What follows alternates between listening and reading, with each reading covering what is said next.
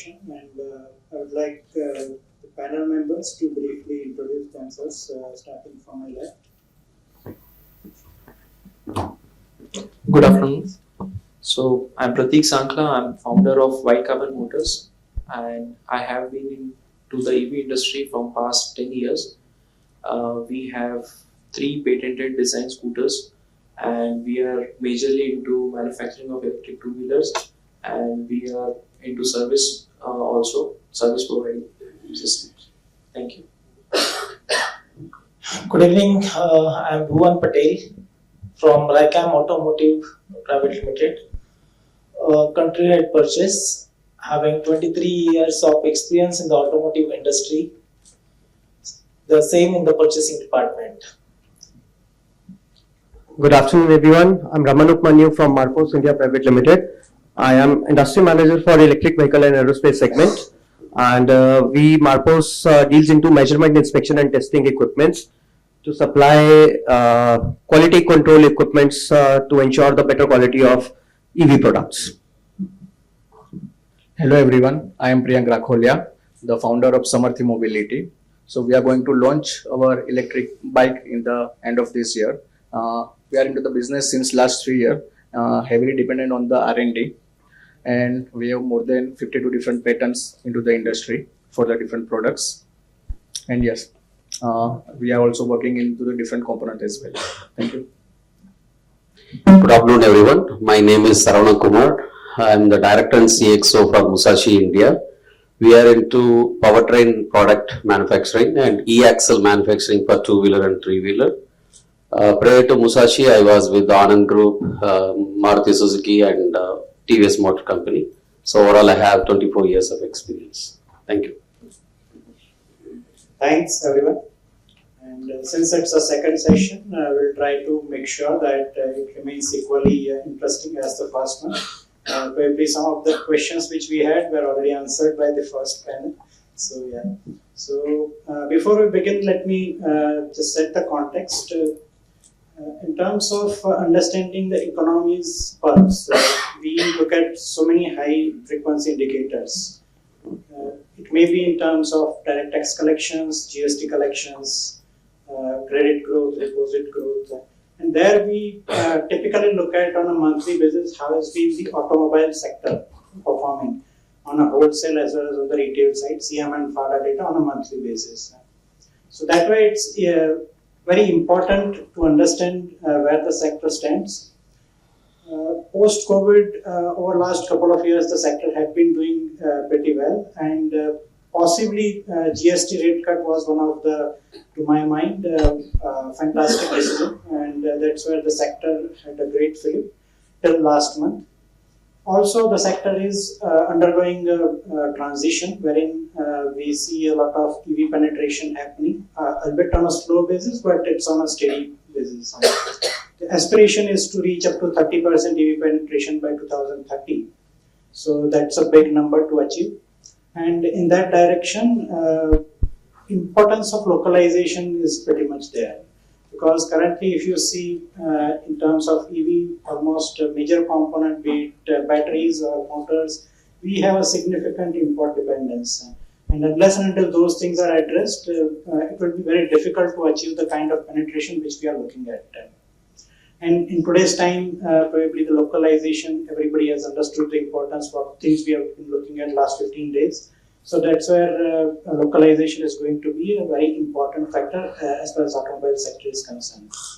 So during today's discussion with the panel members, we will try to understand to what extent we can achieve the localization in the near to medium term. So with that background, let me pose my first question to Priyank. According to you, which are the areas wherein which we can probably target first to have the better improved localization in the auto sector in general? A kind of low-hanging fruits, probably which we can probably target first and have the maximum benefits, and then we can try and capitalize on it. So generally, when we talk about the EV sector, when we want to localize the component, the powertrain, first we definitely look towards which is the high value high value products which we can use into the EV mobilities. If you can say such as like battery pack, BMS, charger, DC-DC, motor controller. So which easily can be manufactured in India, and we have the skill set in India. We can quickly grab that opportunity. As you can see, the EV penetration is also growing rapidly and growing year by year in a double figure. So the demand of the EV components is also increasing.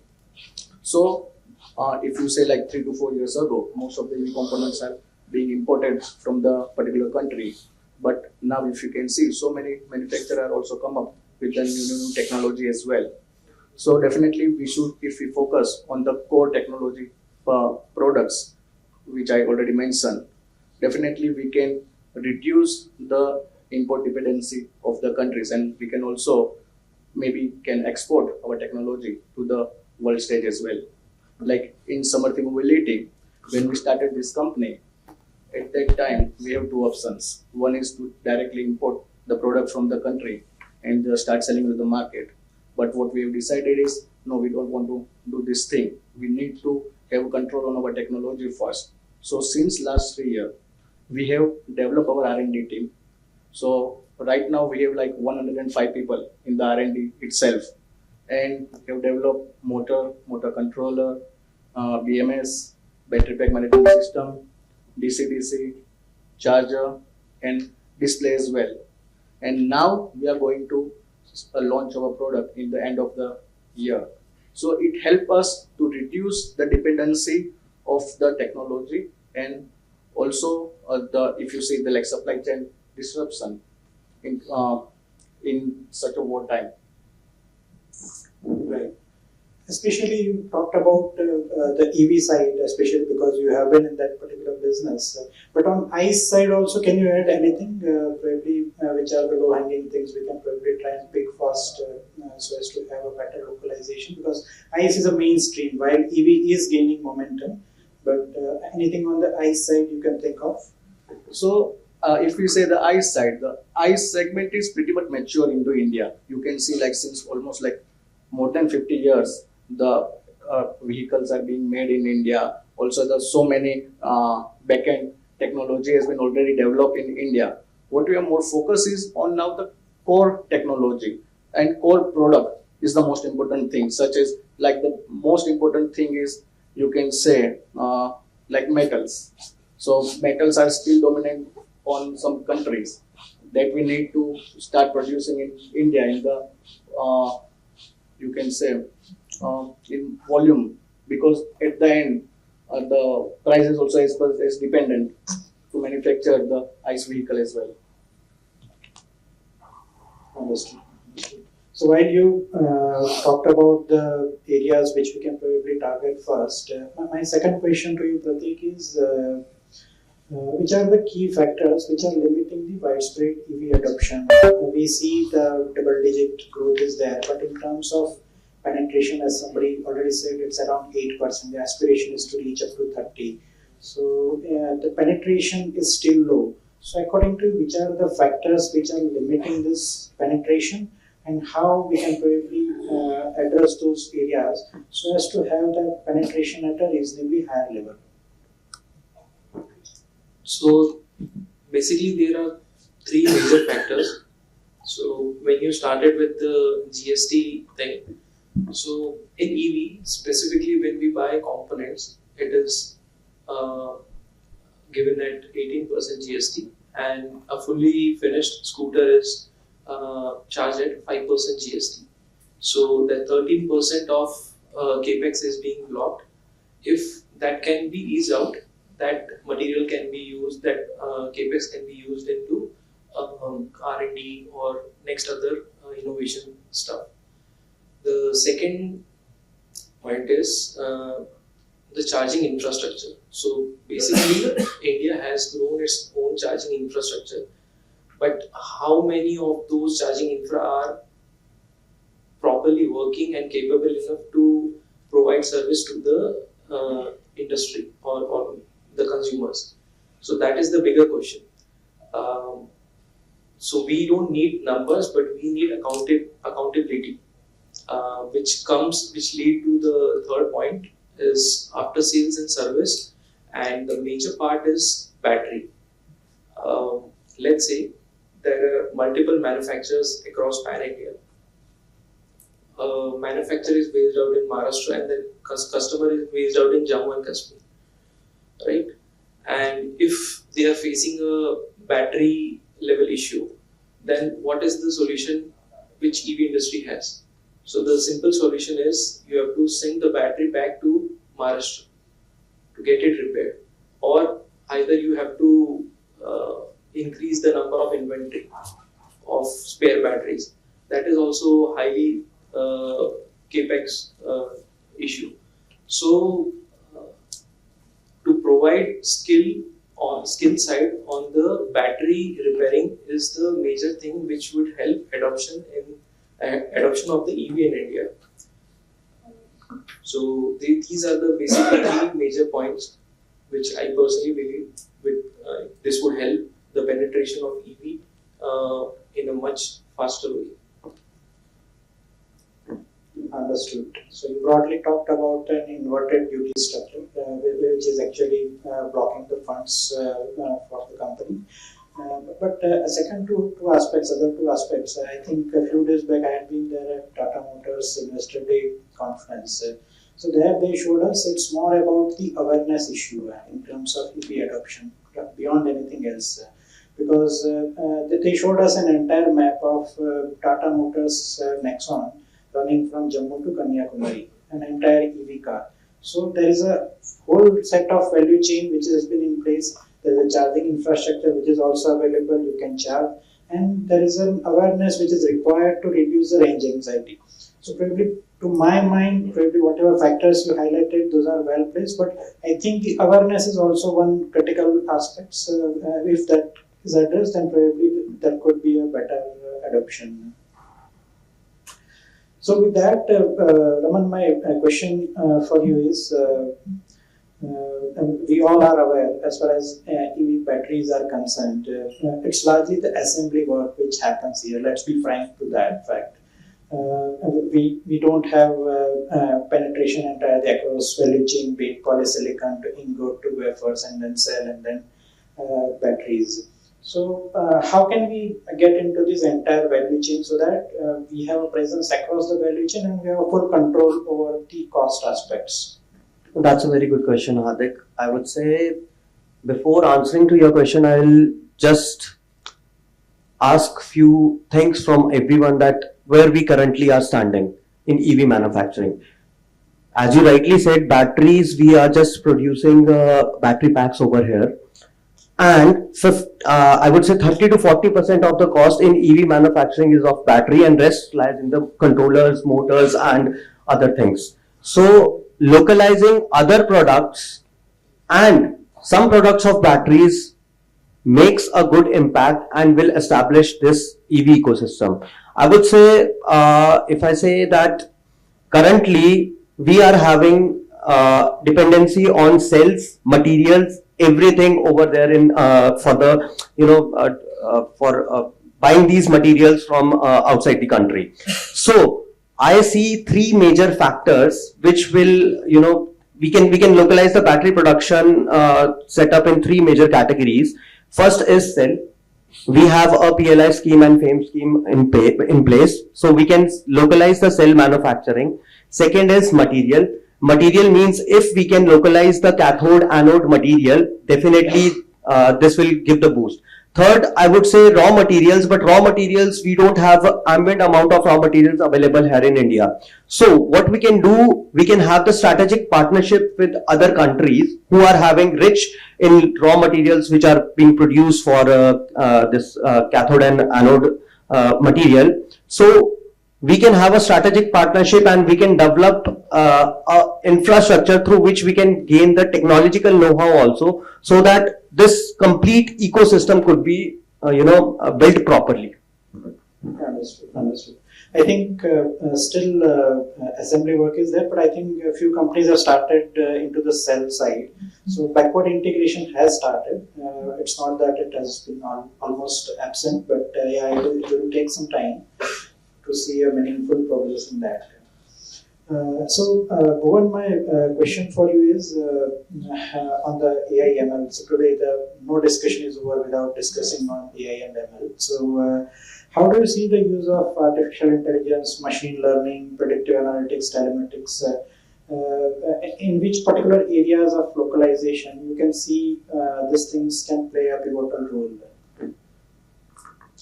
See, Hardik, all these technologies are very much useful to make localization faster, more accurate, and more efficient. It is not limited to only the design, supply chain, production process, but everywhere, if we want, we can utilize all this activity. Let us take the example of the design. Like the companies understand how the vehicles are running in India. So he can get the data from the from all these AI tools and can design the parts that can sustain the requirement of our local market. The similar way for the supply chain, we have the predictive analytics.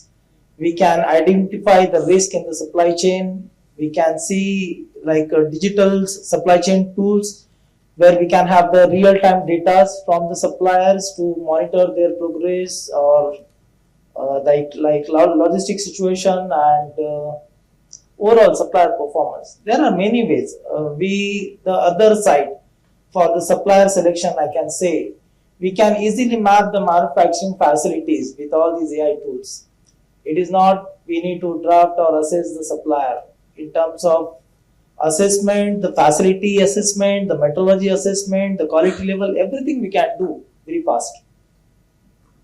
And how do you see those things actually getting implemented? Are there baby steps you see in terms of actual implementation? See, right now many companies, they are working on the supply chain tool. Just I heard some in the first panelist, someone said that now MSIL, they are collecting the information from some supplier, what they are producing. Nowadays, it is very much essential to establish the supply chain. Now we are not on those era where we are producing 5,000, 6,000 vehicles in a month. We are producing more like 1 lakh, 2 lakhs parts. So we cannot keep, their capacity idle. Same is the tier 1. It is very much essential to understand what exactly supplier is doing. And still the culture that we are having with the tier 2, it is not up to the mark. Like we see the example of Amazon. We need to push the supplier to get the information. But if we start using the supply chain tools, it is easy for the communication. We can understand, we can see if there is any risk, we can mitigate, we can plan for it. Right. So actually, when we start using it, the results have been fantastic actually. In some of the applications, when we started using it, the results were eye-opening. So that was the first round. So now in the next round, let me get into more specifics. I think I missed the questions to you, Mr. Sarvana. Yes. In terms of import dependencies on motors and power electronics, how do you see the same can be reduced with an improved localization, especially because it's a highly critical component in motors and power electronics? Yes, if you see in electrical EV powertrain, motors, controllers, battery, and power electronics, other power electronics. So if now motors almost 50%, I would say localization already done. So people are making here. And in terms of controllers, very limited, maybe 10 to 20%. And if you talk about batteries, cell level, almost zero, I would say. Very few capacities have been installed, not yet functioning. So in 2030-35, the demand may go up to 200 gigawatt, whereas we have installed capacity of 4 or 6 gigawatt now. And again, somebody talk about the cathode materials. So in a battery, almost 60-65% the cost comes from the cathode material, like NMC and other chemistries. So those kind of resources are not available in India, and mainly we are dependent on China and some parts of Europe. So about localization, these kind of things immediately happening may be a dream. So what we have to do? We have to do a technology transfer. First, we have to have a collaboration with the right partner, then technology transfer, then capability development. So it will take some time to build that capacity. Even you see 80 years before, like forging, machining, casting. So we were not that great. So initially we had a collaboration with MNCs, then slowly capability building. Now if you see, we are talking about India is good in frugal manufacturing. So that way it will take time, but definitely it is possible, I would say. Right. So in the next round, Priyank, my question to you is for the rare earth magnets. I think a few months back we all see that there has been sudden disruptions in terms of supply of rare earth magnets from China, and industry was almost on the verge of closing down. Everybody had a month or so inventory, and everybody was staring at plant shutdown kind of scenario. So, in this backdrop, how do you see, and especially because these are the critical component as far as EVs are concerned, there is an application in ICE, but EVs it becomes extremely important. So, how do you see we can work around to address this particular issue which recently cropped up? So basically, yes, you are true that with the recent supply chain disruption and as well as because of some countries who have just banned their rare earth magnet to the export, we can see that our system is entirely paralyzed. And particularly the EV industry, because most of the motor is being made from the rare earth magnet itself. So it is definitely not going to be like we can do overnight. We cannot make the magnets overnight. But what we can do is we can start doing the baby steps. Definitely, the government is also working towards to this industry as well. They are also incentivizing the rare earth minerals and the magnets industry as well to start manufacturing over here, to start developing the technology over here. What we can do is definitely first we need to start to find the minerals over here, to process it over here, and definitely then we also need to start making the magnets over here. This definitely takes a long time, definitely. But being a motor manufacturer or being the OEM, being into the EV industry, what we can do is alternatively is definitely we can see the alternative technology, what we can do into the motor. Also, we can start sourcing or start looking of the different material, what we can do into the motor as well. As well as also we need to start making the technology in-house. So we can start alternative technology, we can work on alternative technology as well. Like example, same thing. Previously our motor is also the rare earth magnet itself. But whenever this problem has happened, we sit down, we check what we can do, and we work on that. And now what we have developed our motor is HRE-free magnets motor. So we can have the less dependency on this restriction as well. I'd like to add. Yeah, please. Regarding HRE, because recently we approached a OEM. So as all OEM nowadays they ask, when are you going to give a HRE free motors? So as a motor manufacturer, it is $1 million question for us. So in between interim solution, what we did is it is called as LRE, low rare earth. So some elements are completely banned, some elements are not in the ban list. So with that we tried one motor, and the good news is we could able to achieve closest efficiency what we achieved in HRE. So that should be an interim solution for the industry, moving to HRE to LRE, then to the ferrite. So the innovation has to happen. So how to make a ferrite motor? Now ferrite motor, the challenge is 30% is bigger in size, where in a two-wheeler they are not able to accommodate the space. But in three-wheeler, definitely it is possible, the ferrite motor, and we are also into innovating that. Right. So also I think diversifying the sourcing is also one option. Probably people have understood. I think in terms of production it is the China monopoly, but in terms of processing it can be diversified because one location I think 80-90% processing. But the processing can be done in-house rather than entirely dependent on that.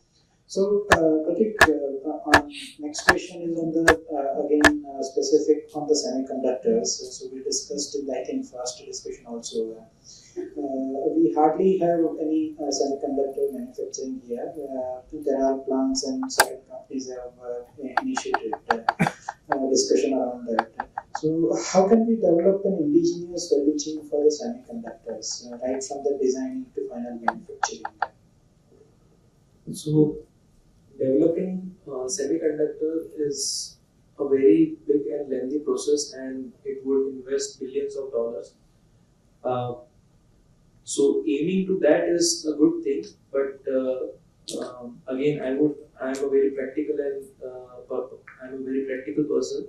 So I would rather believe initially we should come into first assembling of semiconductors. We should do the reverse engineering. The whole process should be approximately of 3-4 years. And meanwhile, the development of the semiconductor should be built on backend. So, and the designing of the chips, the government can incentivize the programs like designing some chips. So, there are certain schemes also. So, I think this would be the right approach on the semiconductor side. Well taken. I think China has shown the world that what they can do with re-engineering. So probably this is one area probably where re-engineering can be definitely work. Mr. Sarvana, my question for you is on the transmission component, specific one. So how do you see the localization opportunity in the transmission components, especially because you have some background around that? Yes. So as from Musashi, we are into transmission component business. I don't see any localization challenge in transmission components. Already for forging and other related to machining and all, we are fully equipped. Already the parts are being supplied to North America, Europe, and Japan. Even from here, Japan also some exports are going. Even we do a lot of exports. So I don't think so any big challenges in transmission components as such. Even on the EV side also you don't see? Yes, for my motors I produce in my own plant. So we don't depend on even Japan. Right. So our mother plant is in Japan. Only the particular dies and tools still we are dependent on Japan. But otherwise the entire machining, designing, everything happens here only. I don't see any major challenges in transmission components as such. Got it. On the designing side, how do you see the localization opportunity, especially on the clutches and brakes, because you also have a background in that, especially in these two particular products, clutches and brakes, and their design specifically? In my view, we have a strong opportunity to localize the design of clutch and brakes. At present, largely we are dependent on the global engineering centers from where we are getting the designs.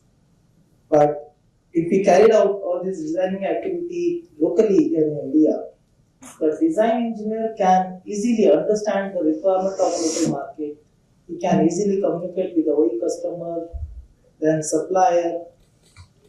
Not only this, but also during the designing, like I can say that the appropriate factor of safety consideration that he has to take care while designing the clutch and brakes, he can do that. He can select the raw materials that are readily available in the market at the competitive price.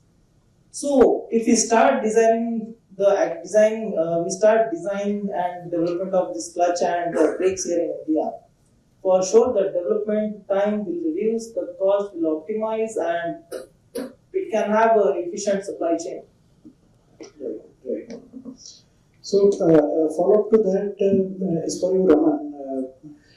What what are the current gaps in terms of tier 2, tier 3 supply chain, and how the clusters can actually accelerate the localization, and especially macros, how it can get into this particular space?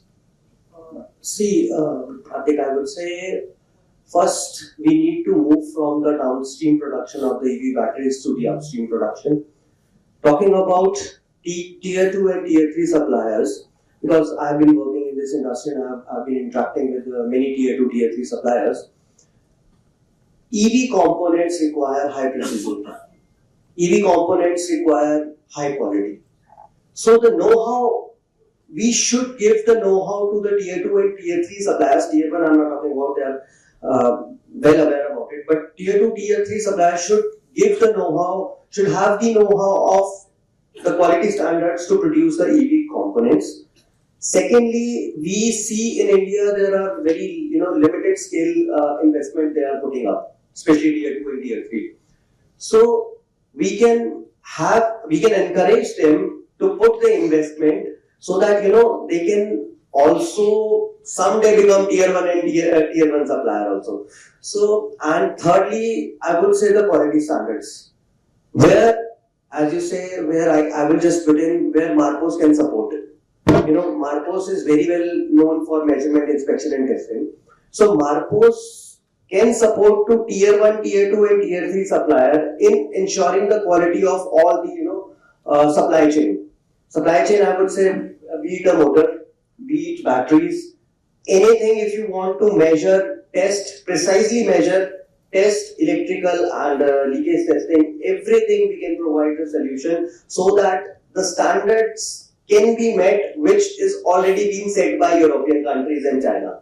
Secondly, I'll just add one more thing. We need to develop a supply chain which is which can suitable for us in the future. Like currently what happened for the rare earth magnets. We were not able to produce the motors. So we need the technological know-how of the components. Then only we can say that we will be able to have the better ecosystem and better e-mobility ecosystem for that. Got it. So let me discuss on the specifics. Now in the last round, let me discuss the expectations of the industry and some of the challenges. So in that backdrop, Mr. Sarvana, we see in terms of PLI scheme, I think the first round of panel also briefly touch upon the PLI scheme. So I think automobile and components, the allocation is, I think, the second highest, 26,000 crore allocation is there. While the disbursements have been currently on the lower side.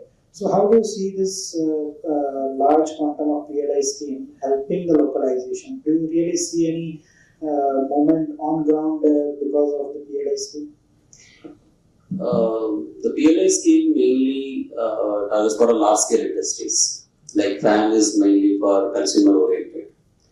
So for the new startups in EV, you would have if you remember 1-2 years before, there were 400 registered electric vehicle manufacturing startups. Today, if you see, it's turned to 50-60. I don't know, maybe in another couple of years, only the top players will be in the list.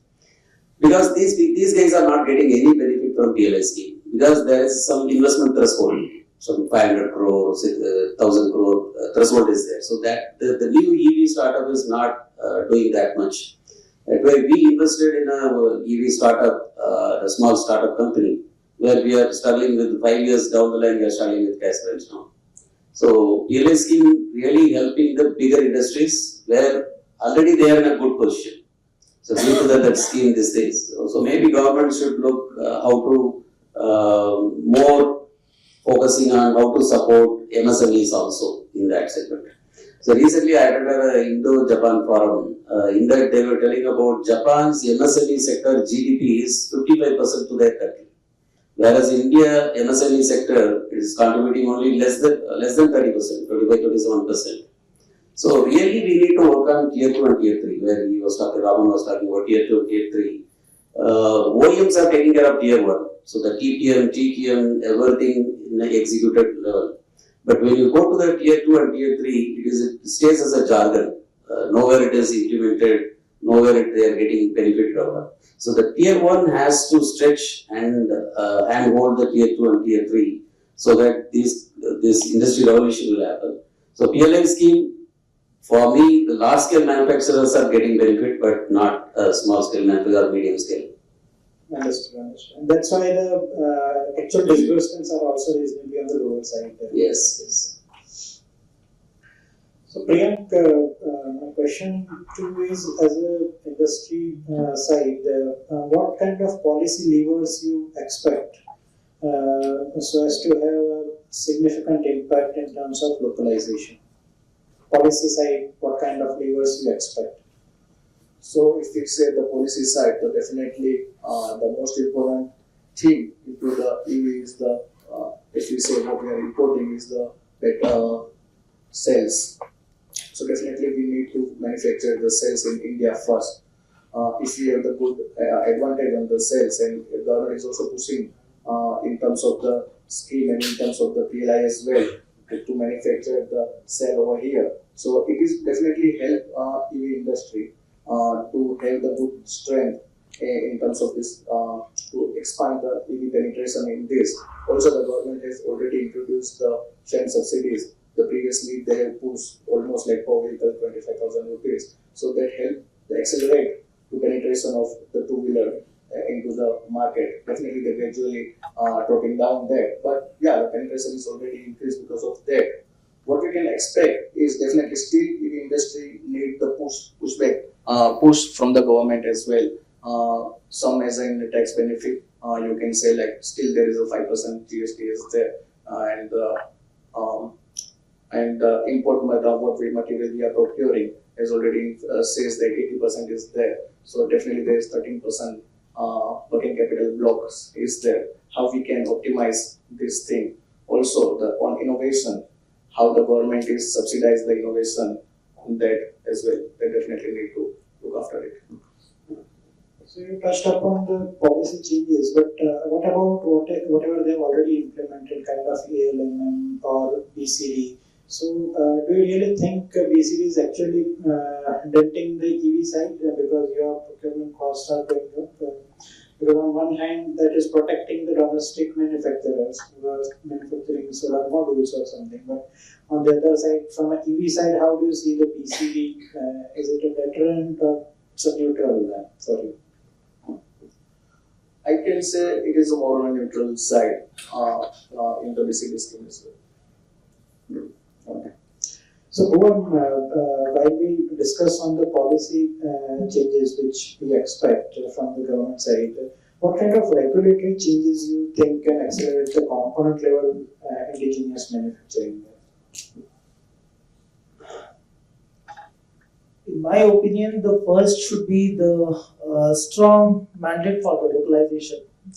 We speak about the localization, but we do not take that stand that we have to do it, or from the government side also. So, if we can take a stand or mandate for the localization and increase the domestic value addition, this can be a one point. Another can be rational import duties, so that we can discourage the procurement of the FG parts, while the raw material and machine equipment should remain accessible for the local vendor. So this kind of initiatives we have to take, the government has to take, then only these activities can be accelerated. Right. And it is not easy to localize the parts, but somehow until and unless we will have that push, will not accelerate our activities in line with that. I think through PLI scheme they tried to push it, but as Mr. Sarvana said, helping more to the large scale manufacturers rather than the SMEs, because it's a component level value addition, what kind of technology, full level of integration across the value chain. So those are the conditions not actually suitable for the MSME kind of players. So Pratik, while we all are Indians, so we always look at the risk-return trade-off. So with all the effort on the localization, what kind of tangible in terms of cost saving as well as intangible benefits you expect intangibles, while everybody has discussed and we had a detailed discussion, but in terms of tangible, what kind of cost savings you expect with improved localization? So with improved localization, we can reduce the cost of cost up to 15 to 20%. That is for sure, because there are multiple factors which affect the present cost also, which is one is the import duty, logistic cost. So these are the factors, and definitely when imports are there, then we have to do import in bulk. Whereas if it is a local manufacturing, then the quantity can be optimized and it can be just in time scenario also. So that helps a lot, and definitely the cost will be reduced up to 15 to 20% in near future. It's a big number, I would say, 15 to 20% cost reduction. And it also provides a fair amount of visibility. There won't be any uncertainty, like we see freight rates have gone up out of roof. So those things won't be there. And for paucity of time, this is the last question, Raman, for you. According to what could be potentially the biggest risk to our efforts to the localization? Risk is first change of mindset. I would say Rome was also not built in a day. So let's have patience.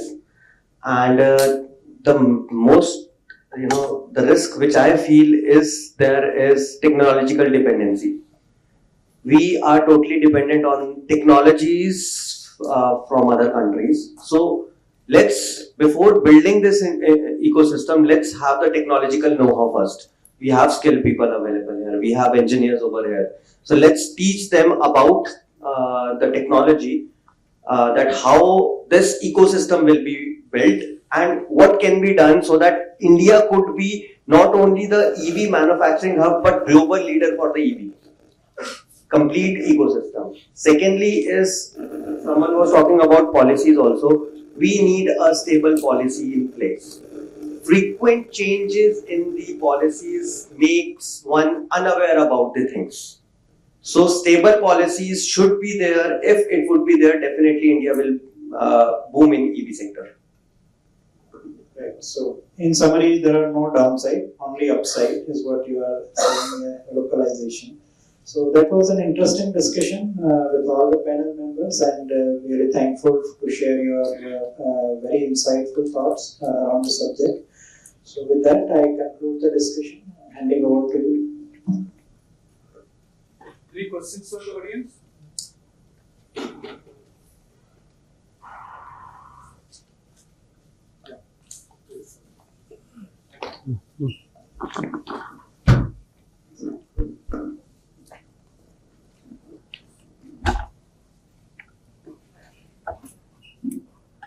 How can we bring right engineering discipline on battery pack side? So let's say in the beginning we group all the cells and make battery packs. We match all the cells similar as per capacity, IR and OCV.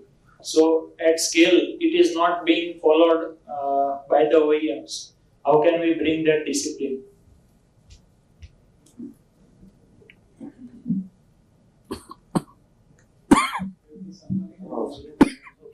I can also answer that question. So if you say discipline, actually when the cells are converted into modules, not pack, modules are converted into pack. So when cells are joined in a series in parallel with modules, before that we do certain level of testing, which you can say ACIR, DCIR, and then we grade the cell. A grade cell, B grade cell, C grade cells. So we put the cells in a place. A grade cell will be joined with the A grade cell only. So grading is in the place. So we just need to monitor whether the grading is followed properly or not. Grading is decided based on the electrical test which we do after the manufacturing of the cells. So discipline lies within ourselves only. Not on individual, because obviously if we want to build a nation which is free from the defects, discipline lies in self only. So grading is in place, just follow that grading protocol, A grade, B grade cell, and just put the cell from A grade to A grade only. so that discipline could be maintained. One question is related. Thanks for being here. There is one school of thought which says that EV is a bubble. Within a decade, the hydro will take over. So, any thoughts on that? Is the industry working on hydro will take over? Right now, it's a very silent topic. But in one of the few forums I've seen that it's a bubble and hydro will take over. Any views, any expert comments on that? So basically, these questions are being asked for a long time. I have been into EV industry for past 10 years. I have seen the battery technology being changed. It started from lead acid to lithium ion to lithium ferrophosphate to sodium ion to lithium, many factors of lithium. So the point here is it is the complete ecosystem. When we say with the lithium also we are not able to penetrate with the full capacity. So hydrogen is another thing that, like, even if it is proven, the concept has been proven, to execute it, to penetrate across pan India or globally, it would take certainly 10 to 15 years. So you can see from the history, the IC engine penetrated completely in past 30 to 40 years.